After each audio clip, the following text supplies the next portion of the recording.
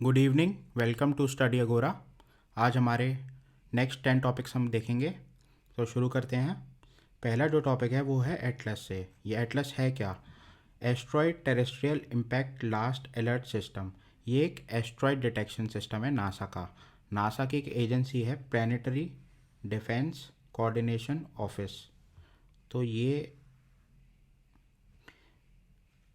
इसने अपना जो काम है वो यूनिवर्सिटी ऑफ हवाई को ट्रांसफ़र किया है।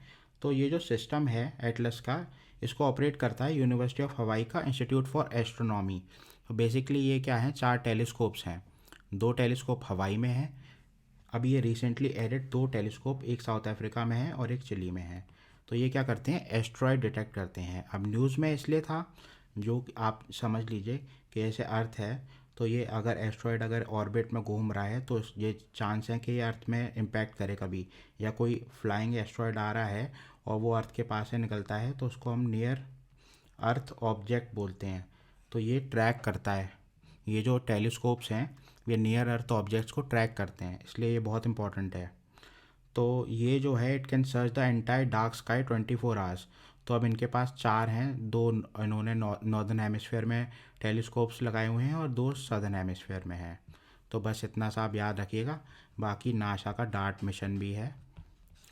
डार्ट मिशन ये है basically asteroid redirection test.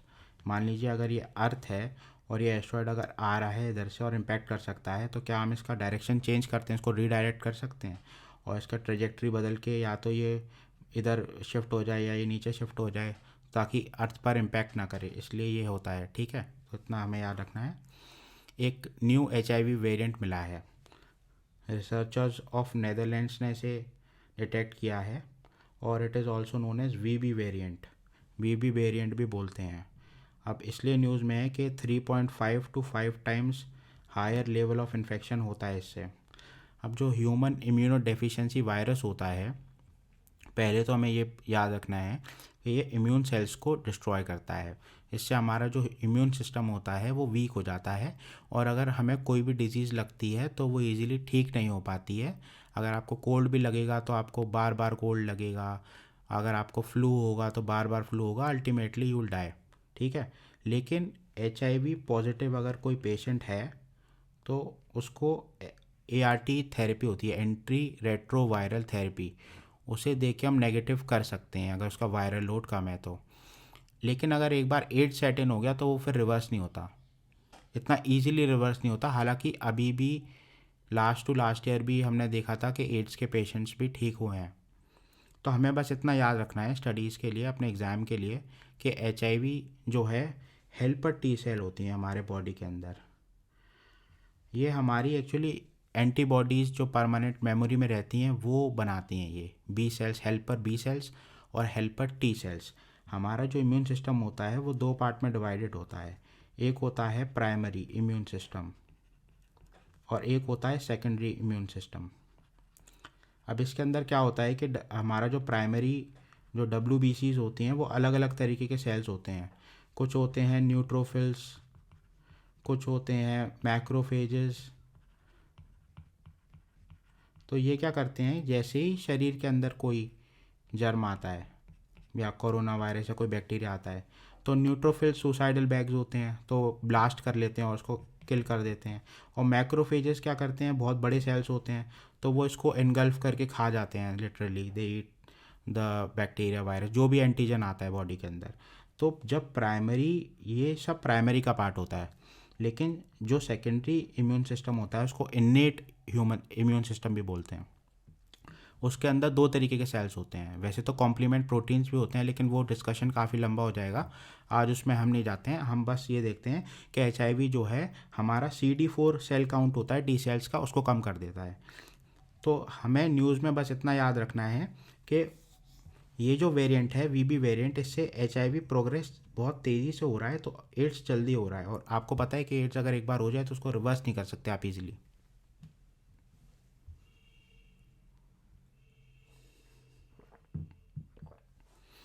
Next news है, Aravali biodiversity park becomes first OECM site. तो ये OECM है क्या? Other effective area based conservation measure site. अब इससे आपको पता तो चलेगा नहीं क्या है। हमें बस इतना याद रखना है कि ये OECM साइट का टैग IUCN ने दिया है, और किन साइट्स को दिया है, उन साइट्स को that are not protected but rich in biodiversity. Protected as in कि ये नेशनल पार्क नहीं है, वाइल्ड लाइफ सेंचुरीज़ नहीं है, कंजर्वेशन कम्युनिटी रिजर्व्स नहीं है, इसीलिए इनको, और इनके अंदर डाइवर्सिटी काफ़ी रिच है, तो IUCN ने इनको टैग दिया है ये OECM साइट। तो अरावली बायोडाइवर्सिटी पार्क को मिला है, और अरावलीज आपको पता है कि बहुत सिग्निफिकेंट है, कि they are also known as lungs of Delhi and provide around 7% of the oxygen to the capital city. The hills check the rapid progression of the desert in the Indo Gangetic plain. इसके अलावा moisture laden clouds जो आते हैं वो टकराते हैं अरावली से, and they shade there moisture. तो इनका बहुत सिग्निफिकेंस है, एक तो डेजर्ट को भी रोकते हैं इंडो गैंजेटिक प्लेन में फर्दर एक्सपैंड करने से। तो इतना हमारे लिए ये न्यूज़ थी, तो हमने देखा। अब हम आगे जाएंगे। चौरी चौरा इंसिडेंट न्यूज़ में है, 100 ईयर्स इसके कंप्लीट हुए हैं, इसलिए ये न्यूज़ में है। ये हुआ कब था? 4 फेब 1922 को हुआ था। एक पुलिस स्टेशन था, तो वहाँ क्या, जो नॉन कॉपरेशन मूवमेंट, खिलाफत मूवमेंट चल रहा था, तो पीपल देवर प्रोटेस्टिंग आउटसाइड। तो पुलिस ने क्या किया, इन पर डिस्क्रिमिनेटरी फायरिंग की काफ़ी। तो ये लोग काफ़ी नाराज़ हो गए और उन्होंने पुलिस स्टेशन में आग लगा दी, और जो पुलिसमैन बाहर आए उनको भी पकड़ के अंदर धकेल दिया। तो they died due to fire, death हो गई काफ़ी पुलिसमैन की। तो गांधी जी ने नॉन कोऑपरेशन मूवमेंट को कॉल ऑफ कर दिया 12 फरवरी 1922 को। तो बस इतना सा इम्पॉर्टेंट है, बाकी आप मॉडर्न हिस्ट्री में देख लेना। Chauri Chaura incident non cooperation खिलाफत के बाद उसका डिफाइनिंग मोमेंट था इसमें। परम प्रवेगा, ये एक सुपर कंप्यूटर है, रिसेंटली कमीशन किया है इंडियन इंस्टीट्यूट ऑफ साइंस ने बेंगलुरु में। इसकी जो पावर है वो 3.3 पेटाफ्लॉप्स है। डिज़ाइन किया है इसको सीडेक ने, centre for development of advanced computing to power research and education. तो ये वन लाइनर फैक्ट है। Param Pravega fastest super computer establish हुआ है अभी। पाइका रिबेलियन विद्रोह देखते हैं हम। पाइकास थे कौन? They were foot soldiers recruited by kings of Orissa in the 16th century. ठीक है, तो ये क्या करते थे कि मिलिट्री सर्विस प्रोवाइड करते थे इन राजाओं को, और इसके बदले में राजा उनको हेरिडिटी रेंट फ्री लैंड्स देते थे। ठीक है, तो ये हमें पता होना चाहिए। अब ये कन्फ्लिक्ट कब स्टार्ट हुआ? ये पाइका विद्रोह जो हुआ वो 1817 में, 1817 में हुआ। कन्फ्लिक्ट किसके बीच में हुआ? गजापति रूलर था मुकुंद देव सेकंड और ब्रिटिशर्स, इनके बीच में हुआ। क्योंकि जब ब्रिटिशर्स उड़ीसा के अंदर आए तो उन्होंने अपना न्यू एक तो रेवेन्यू सेटलमेंट किया, और उन्होंने एक काम और किया कि जो हेरिडिटरी, ये जो रेंट फ्री लैंड्स थे जो ये राजा लोग जो इन पाइकास को देते थे, उसको उन्होंने रिवोक कर दिया कि हम इसको एक्सेप्ट नहीं करेंगे। तो इन लोगों ने फिर रिवोल्ट किया 1817 में। अब हमें पता ये होना चाहिए कि इसके लीडर्स कौन थे। पहले तो हमें पता होना चाहिए कब हुआ था, तो ये हुआ था 1817 में। ठीक है, इतना याद होना चाहिए। लीडर थे बख्शी जगबंधु, विद्याधर मोहपात्रा, और इनको सपोर्ट मिला था ज़मींदार और पेजेंट से। ठीक है, इतना हमको याद रखना है इसमें। Several government buildings were set on fire, treasury में लूट हुई। फाइनली रिवोल्ट को सप्रेस किया गया बाय द ब्रिटिश इन 1825। तो ये अब इम्पॉर्टेंट ये है, civil uprising, tribal uprising, peasant uprising. Modern history में बार बार ये क्वेश्चन आते हैं और आपको याद रखना है। ये सिग्निफिकेंस इसलिए है, ये न्यूज़ में इसलिए था क्योंकि ये हुआ था 1817 में, लगभग 40 ईयर्स पहले, 1857 से। फर्स्ट जिसको रिवोल्ट बोले जाता है 1857, द रिवोल्ट ऑफ 1857, तो उससे 40 साल पहले हुआ था। तो गवर्नमेंट ऑफ इंडिया ने इसको अभी मना कर दिया as a first war of independence मानने से, तो इसलिए न्यूज़ में था। बाकी ग्रेट इंडियन बस्टर्ड आप देख लीजिए, स्टेट बर्ड ऑफ राजस्थान है। IUCN क्रिटिकल ये है ग्रेट इंडियन बस्टर्ड, देख लीजिए आप। IUCN क्रिटिकली इंडेंजर्ड है, तो बहुत इंपॉर्टेंट है, बार बार क्वेश्चन पूछा जाता है। हैबिटाट पे कहाँ पाई जाती है? राजस्थान गुजरात में मेजरली पाई जाती है, और स्मॉल पॉपुलेशंस महाराष्ट्र, कर्नाटका और आंध्रा में होते हैं। तो ये इंपॉर्टेंट है। Sites appendix 1, schedule 1 wildlife protection act 1972, CMS convention, convention on migratory species, इसके भी अपेंडिक्स 1। फिर इंक्लूड किया है इसे स्पीसीज़ रिकवरी प्रोग्राम में under integrated development of wildlife habitat by ministry of environment, forest and climate change. Species recovery programme में आप comment करके बताइए कि क्या क्या इंक्लूडेड है। क्या नॉर्दर्न रिवर टेरापिन इंक्लूडेड है? आप बताइए मुझे कमेंट्स में। ये फाउंड होती है डेजर्ट नेशनल पार्क जैसलमेर में फाउंड किया जाता है इसे।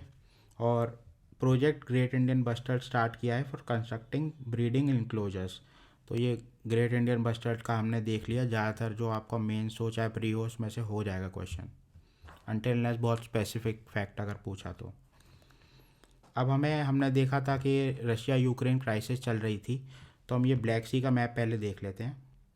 ब्लैक सी के कंट्रीज़ कौन कौन से हैं, तो पहले हम ये देखेंगे।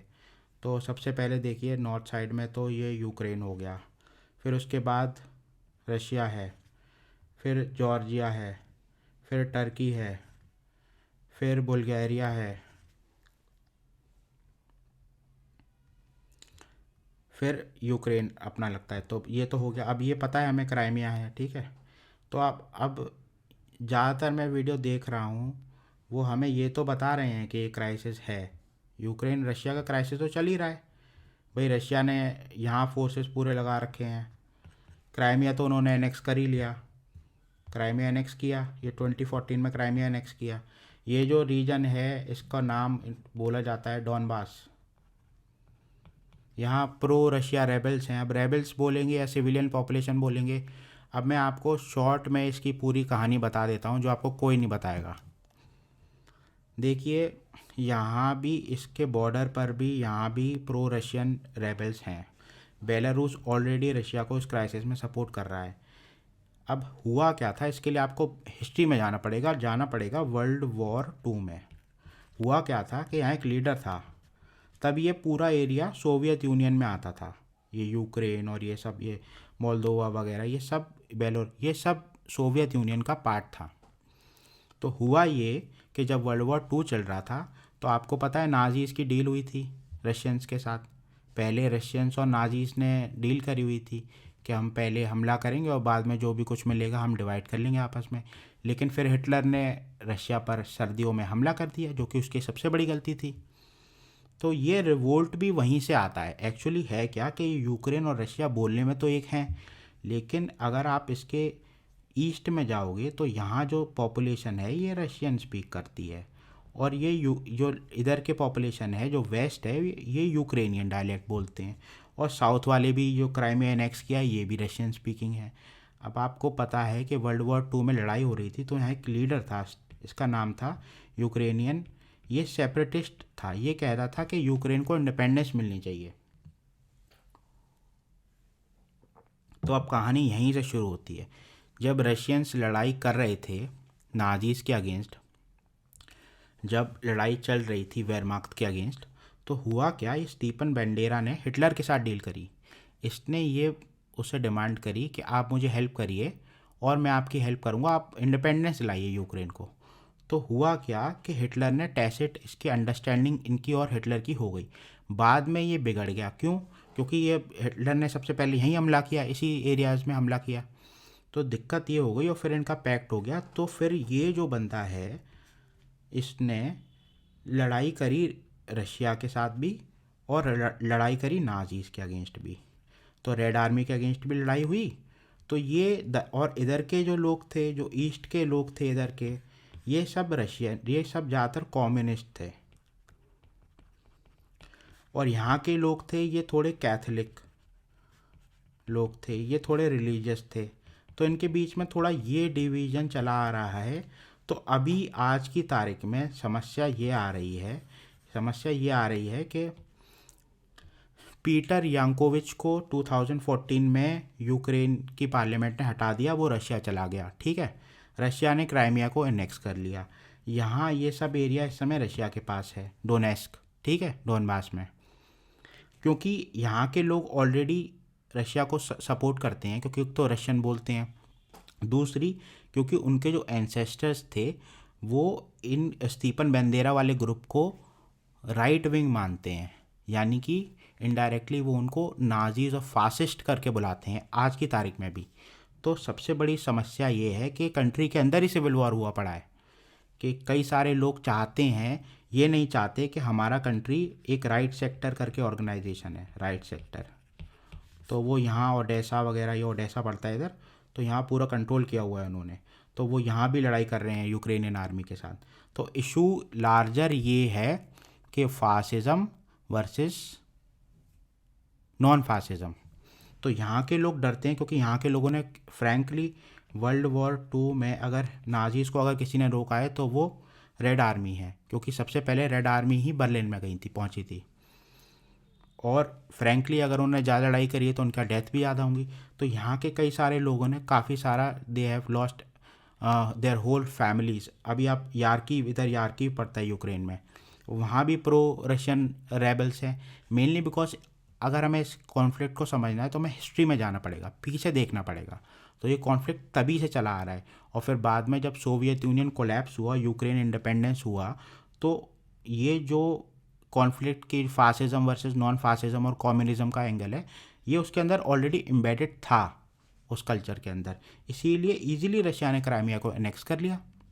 अब दिक्कत ये आ रही है कि जो राइट सेक्टर और ये जो राइट विंग डोमिनेशन है इस समय, पोरोशेंको की जो गवर्नमेंट जो पहले चल रही थी यूक्रेन में, तो अब हो क्या रहा है कि नेटो इसको इनडायरेक्टली सपोर्ट कर रहा है और रशियंस ये चाहते नहीं हैं। इसलिए सबसे बड़ी प्रॉब्लम अब यही पड़ गई है कि अब इस क्राइसिस को कैसे डील किया जाए, क्योंकि जो इधर के लोग हैं, खुद यूक्रेनियन लोग हैं, वो ये चाहते हैं कि हम रशिया के साथ ज्वाइन करें, और जो पुतिन एडमिनिस्ट्रेशन है वो नेटो को मना कर रहा है कि आप यहाँ अपने साइलोज और मिसाइल्स वगैरह मत लाइए, अपने बूट्स डिप्लॉय मत करिए, क्योंकि ये वॉर्सो पैक्ट का फिर आप जो है, जो वॉर्सो पैक्ट हुआ था कोल्ड वॉर के टाइम पर, तो उसके बाद जो ये अपनी सोवियत यूनियन की जितनी भी फोर्सेस थी वो विड्रॉ कर गई थी, तो उसका वायलेशन करोगे आप, क्योंकि यहाँ अगर आपने ये यूक्रेन की अकेली फोर्सेस थोड़ी ना होंगी, जितने भी नेटो के अलाइज हैं वो तो फिर सारे यहाँ ऑलरेडी, यूएस ने वहाँ वेपन्स भेजे हुए हैं, यूके ने वेपन्स भेजे हुए हैं, कई सारी कंट्रीज़ इनडायरेक्टली सपोर्ट कर रही है। फिर जर्मनी से जो नॉर्थ स्ट्रीम 2 पाइपलाइन है उसका भी इशू है, और फिर मेन इशू तो ये सबसे बड़ा इशू तो यही है, राइट वर्सेस लेफ्ट का इशू उसके अंदर अभी भी, क्योंकि पुतिन ने fall of the Soviet Union को the greatest catastrophe of the 20th century बोला था उसने, तो हमें ये भी याद रखना है। तो ये मैंने आपको एक ब्रीफ समरी दी है इसकी, चाहो तो अगर आप कमेंट्स में लिखोगे तो मैं एक फुल वीडियो भी बना दूंगा, लेकिन इसका रूट कॉज जो है वो हिस्ट्री के अंदर छुपा हुआ है, ना कि आज अभी लोग ये कह रहे हैं कि नेटो और ये इससे उसका कोई रिलेशन नहीं है।